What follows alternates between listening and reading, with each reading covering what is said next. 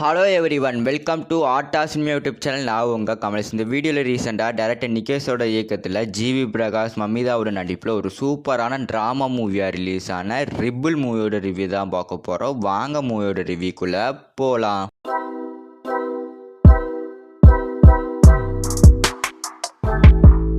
ரிபிள் இந்த படத்தோட one line story என்னென்னா, மூணார் எக்ஸ்டேட்டில் இருக்கிற தமிழ் மக்களோட பசங்க எல்லாருமே பாலக்காட்டில் இருக்கிற ஒரு காலேஜில் படிச்சுக்கிட்டு இருக்கிறாங்க. அந்த காலேஜில் மலையாள ஸ்டூடெண்ட்ஸ் இருக்கிறாங்க, தமிழ் ஸ்டூடெண்ட்ஸ் இருக்கிறாங்க. அந்த மலையாள ஸ்டூடெண்ட்ஸ் என்ன பண்ணுறாங்க அப்படின்னா தமிழ் ஸ்டூடெண்ட்ஸ் எல்லாத்துமே ரொம்பவே ரேகிங் பண்ண ஆரம்பிக்கிறாங்க. அந்த ரேகிங் ரொம்பவே எக்ஸ்ட்ரீமுக்கு போனனால நம்ம படத்தோட ஹீரோவான ஜிவி பிரகாஷ் அந்த மலையாள ஸ்டூடெண்ட்ஸ் எதிர்த்து நிற்கிறாரு. அதுக்கப்புறம் என்ன நடக்குது அப்படிங்கிறத இந்த படத்தோட ஸ்டோரி லைனப். இந்த படத்தோட ஸ்டோரி வைஸ் பார்க்கும்போது 90s பாலக்காடில் நடந்த அந்த உண்மையான சம்பவத்தை இந்த படத்தை ஸ்டோரி வைஸ் கொண்டு வந்திருக்கு அப்படின்னு சொல்கிறாங்க. இருந்தாலுமே இந்த சமயத்தில் இந்த படத்தை ரிலீஸ் பண்ணது அப்படிங்கிறது ஒரு பெரிய மைனஸ் சொல்லுவேன். நான் ஏன் அப்படி சொல்கிறோம்னா, இப்போ 2024 நடந்துக்கிட்டு இருக்குது. இப்போ மலையாள மக்களுக்கும் சரி தமிழ் மக்களுக்கும் சரி அந்த வேறுபாடு அப்படிங்கிறது சுத்தமாகவே இல்லை அப்படின்னு தான் சொல்லணும். உதாரணத்துக்கு இப்போ தமிழ் காலேஜிலே நிறைய மலையாள பசங்க படிச்சுக்கிட்டு தான் இருக்கிறாங்க. இந்த சமயத்தில் இந்த படத்தை ரிலீஸ் பண்ணது அப்படிங்கிறது ஒரு மைனஸ் அப்படின்னு சொல்லுவேன். ஏன் அப்படி சொல்கிறேன் அப்படின்னா இந்த படத்தை பார்க்கும்போது நிறைய பேருக்கு அந்த மலையாள ஸ்டூடெண்ட்ஸ் மேலே பெரிய வெறுப்பு இருக்கும்.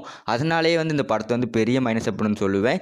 இங்கே இப்போ அந்த மலையாளம் ஸ்டூடெண்ட்ஸ் தமிழ் ஸ்டூடெண்ட்ஸ் அப்படிங்கிற ஒரு வேறுபாடே இல்லை இந்த 2024.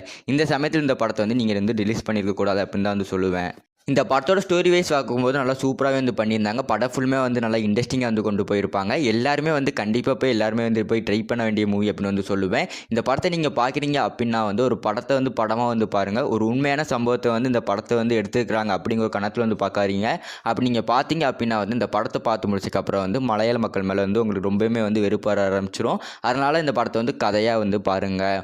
ஓவராலாக இந்த படத்துக்கு IMDb ரேட் 10க்கு 7 கொடுக்குறேன். இந்த படத்தோட ஸ்கீம் பே பேக்ரவுண்டு எல்லாமே பர்சனலாக ரொம்பவே பிடிச்சிருந்தது.